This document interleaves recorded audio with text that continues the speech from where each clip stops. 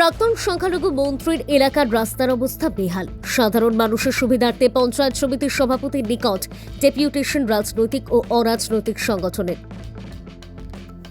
রাজ্যের প্রাক্তন সংখ্যালঘু মন্ত্রী তথা মগরাহাট পশ্চিম বিধানসভার বিধায়ক গিয়াসউদ্দিন মোল্লার এলাকায় উস্তি থানার অন্তর্গত বিভিন্ন রাস্তার বেহাল অবস্থা। সাধারণ মানুষের সুবিধার্থে এলাকার রাজনৈতিক ও অরাজনৈতিক সংগঠনের পক্ষ থেকে গত কয়েকদিন ধরে এলাকার এমএলএ, পঞ্চায়েত ১ নম্বর ব্লকের বিডিও, উস্তি থানার বড়বাবু সহ পঞ্চায়েত সমিতির সভাপতির নিকট ডেপুটেশন জমা দেন। এ নিয়ে ফ্রাটার্নিটি মুভমেন্ট রাজ্য সভাপতি মনোয়ার হোসেন জানান, মগরাহাট পশ্চিম বিধানসভা এলাকার উস্তি ঘোলার মোড় থেকে সংগ্রামপুর, কেয়াকোনা এবং দেউলা গাজীর মোড় হয়ে কারবালা পর্যন্ত রাস্তাগুলোর অবস্থা বর্তমানে একদম শোচনীয়। চলাচলের অনুপযোগী হয়ে পড়েছে। পিচ উঠে গিয়ে বড় বড় গর্তে খালাখন্দে ভরা, আর তার উপরে আবার পিএইচই পাইপ ফেটে রাস্তার জল জমে থাকায় মানুষ ও ছাত্রছাত্রীদের যাতায়াত দুর্বিষহ হয়ে উঠেছে। এইসব রাস্তায় দুই পাশে প্রায় সরকারি ও বেসরকারি 15 থেকে 16টি শিক্ষা প্রতিষ্ঠান রয়েছে। স্কুল কলেজের শিক্ষার্থী ও রোগী সহ সকলকে গন্তব্যস্থলে পৌঁছতে প্রতিনিয়ত ভোগান্তির শিকার হতে হচ্ছে। বর্ষাকালে একটু বৃষ্টি হলেই রাস্তায় জল জমে থাকে। তাছাড়া এই শীত মৌসুমে ধুলোবালির কারণে এলাকায় পরিবেশ দূষণের শিকার হচ্ছে। এই জনদুর্ভোগ লাঘব করতে ফ্রাটার্নিটি মুভমেন্ট সহ এলাকার বিভিন্ন সামাজিক ও ধর্মীয় সংগঠনের যৌথতায় ডেপুটেশন জমা দেওয়া হয়। আমরা আশাবাদী প্রশাসনের হস্তক্ষেপে দ্রুত এই সমস্যার সমাধান হবে। দক্ষিণ 24 পরগনা থেকে বাইজিৎ মন্ডলের রিপোর্ট, ডিএন নিউজ বাংলা।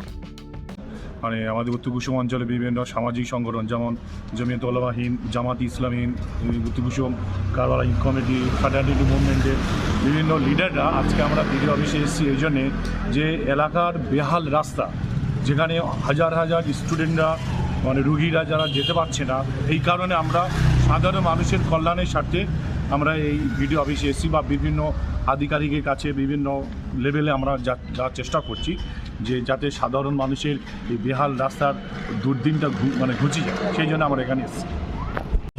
আমরা আজকে মূলত সভাপতি সাহেবের সঙ্গে দেখা করা এবং সভাপতি সাহেবের কাছে একটা মাস পিটিশন জমা দিলাম।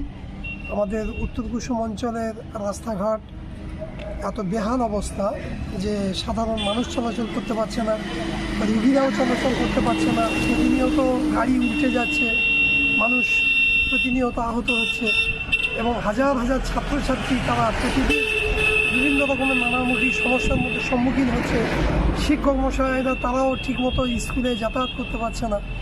তো এই জন্যেই আমরা সাধারণ মানুষের স্বার্থে এবং আমাদের এলাকার স্বার্থে আমরা আজকে আগামী দিনে একটা গণ আন্দোলনের পথে নামার আগেই আমরা সবাইকে অতিবার করতে চাচ্ছি। আমরা বিভিন্ন সংগঠনের পক্ষ থেকে রাজনৈতিক এবং অরাজনৈতিক এবং ধর্মীয় সংগঠনের পক্ষ থেকে এলাকার বিধায়ক, এলাকার বিডিও এবং সভাপতি এবং উস্তি থানার অফিসারদের সঙ্গে বিভিন্ন সরকারি দপ্তরে আমরা মার্চ পিটিশন দিয়েছি।